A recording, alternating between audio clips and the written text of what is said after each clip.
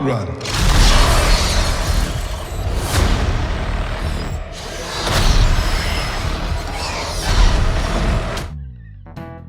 Ah, aliens, my beloved. So nice to see you again. It's been, what, 38 years since your last movie? What's that? 7? No, you're mistaken. Aliens vs. Predator, a title that sounds like a siren call to some and a fire alarm to others. With the arrival of Alien Romulus, I had a curious thought. The Alien and Predator franchises are pretty closely interwoven, but what out of their bajillion offerings are, well, good? Definitely not the movie adaptation. I hate this channel. Well, that's what we're here to cover today. Everything offered by both franchises that's worth a gander.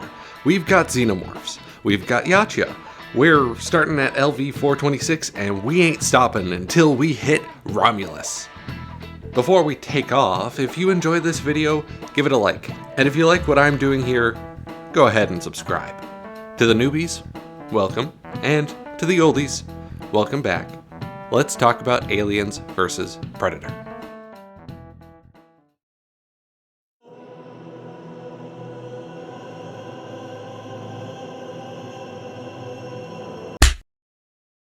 I made a video already.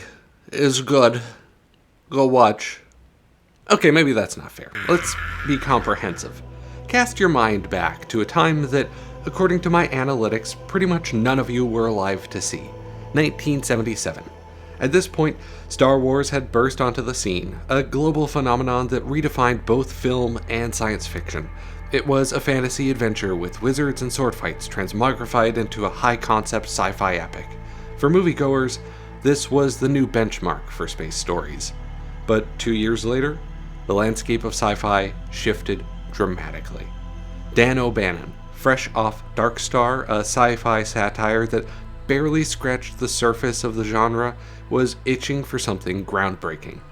Dark Star had borrowed elements from Star Trek and 2001: A Space Odyssey, but hadn't really pushed any boundaries. Frustrated by this, O'Bannon reached out to his friend and fellow writer, Ronald Shusett, to create a new and potentially revolutionary script. Their collaboration led to a story that was picked up by 20th Century Fox. The studio's expectations were pretty standard. It's just a movie.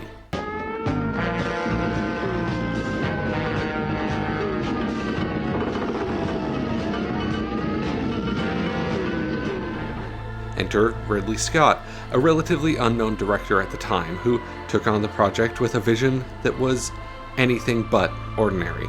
H.R. Giger, known for his disturbing biomechanical art, joined the team, bringing a vision that was far ahead of its time. With the cast assembled and the narrative crafted to be dark, brooding, and deliberately slow, Alien emerged as a film built on the concept of sexual horror. The creature we came to know as the Xenomorph was deliberately designed to be phallic. The facehugger, with its unsettling imagery, alluded to some rather uncomfortable themes.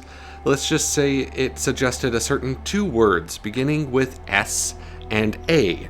Mentioning it outright might earn me a one-way ticket out YouTube's airlock.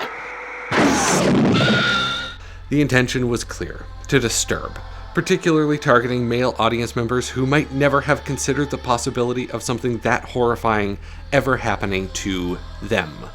With the set constructed, miniatures in place, and the creature suit worn by the towering 7'2" Balaji Badejo, the film was ready to roll. And roll it did, breaking new ground in ways that left a permanent mark on the horror genre. The performances of Sigourney Weaver, Sir John Hurt, and Ian Holm, the direction of Ridley Scott, and the script by Dan O'Bannon, and the historically unnerving designs of H.R. Giger all combined to create something truly historic. Alien redefined horror cinema, laying the foundation for a franchise unlike any other. It all began here with a new face of horror: snarling.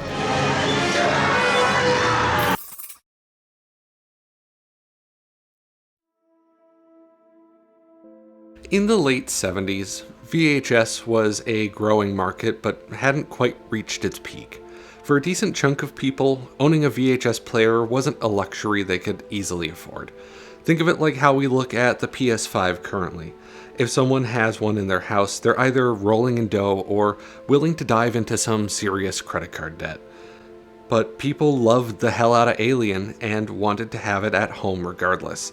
The movie had captivated audiences with its blend of sci-fi and horror, and fans were itching for any way to relive that experience. Enter Archie Goodwin and Walt Simonson, a dynamic duo of comic book creatives who, after some arrangements with Heavy Metal, whipped up Alien, the illustrated story. As you might expect from the name, it's an adaptation of the film pressed into a series of comic panels. Now, I know what you're thinking. A comic book tie-in to a blockbuster movie. That's never gone well, has it?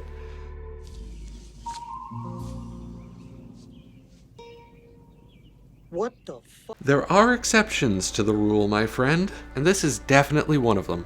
While, yes, it's obviously more enjoyable to watch the movie than to read a graphic novel that adapts it, Archie Goodwin makes enough changes here and there to make the experience unique and not just a wholesale recreation of the theatrical version.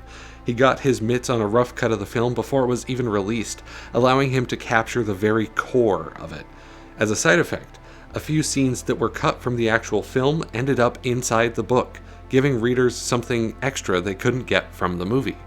Along with that, the art by Walt Simonson is just breathtaking. They play with the paneling to create an engaging experience, utilizing dynamic layouts that draw you into the story.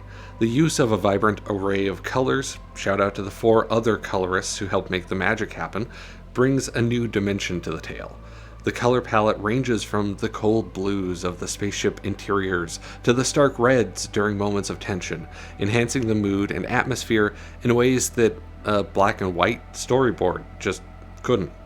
It all comes together to make a graphic novel that, if it were to stand alone without the franchise, would be considered something close to a masterpiece. It's literally an award-winning comic.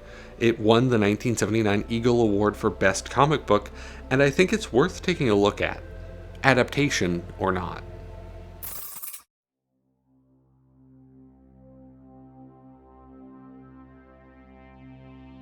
There were a lot of hiccups before we got to the much-beloved sequel to Alien. Lawsuits, actor negotiations, all the usual Hollywood kerfuffles that keep something like this in development hell.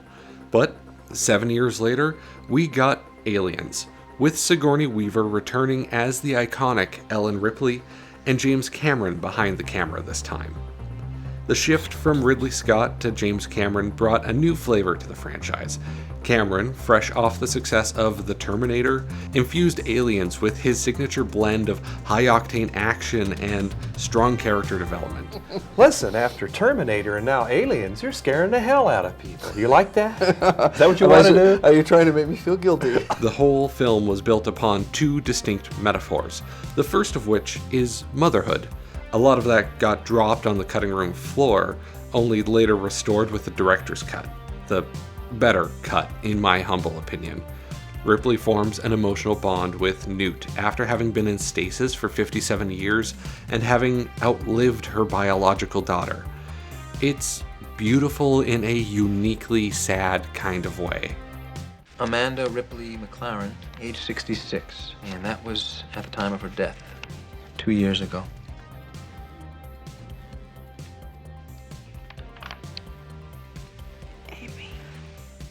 The other metaphor is about the Vietnam War, a firefight where underprepared and overconfident Ubermen are sent into the trenches by a manipulative corporatocracy only to be torn to shreds by an enemy far more intimately familiar with the home turf than they are. Kind of on the nose when you phrase it that way. The Colonial Marines, brimming with bravado and armed to the teeth, quickly realize they're outmatched by the Xenomorphs, much like US troops did in the jungles of Vietnam. But that shift in theme also shifted the genre that Aliens would play with. Sure, Those sci-fi horror elements were still ever present, but now there was an element of action in the mix, something refreshing to the audience while still staying fairly true to the original film's lessons and style. The tension was nail-biting, but the adrenaline was pumping, creating a thrilling ride that kept viewers on the edge of their seats. Get them out of there! Do it now! Shut up! Hicks, whoever's left, get the hell out of here! God damn it! The characters were obviously made to be cannon fodder against the xenomorph horde, but I wouldn't call any of them flat. Ripley, Hicks, Burke, Bishop, Newt, and so on all feel like fully realized people, played to perfection by their respective actors.